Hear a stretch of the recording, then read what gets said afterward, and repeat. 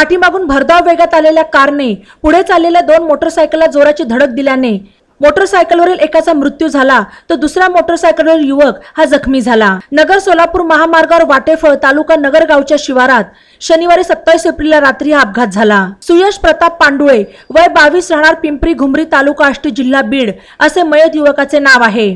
तर जयदीप दत्तात्रय पांडुळे वय 21 राहणार पिंपरी घुमरी तालुका आष्टी जिल्हा बीड हा युवक जखमी झाला।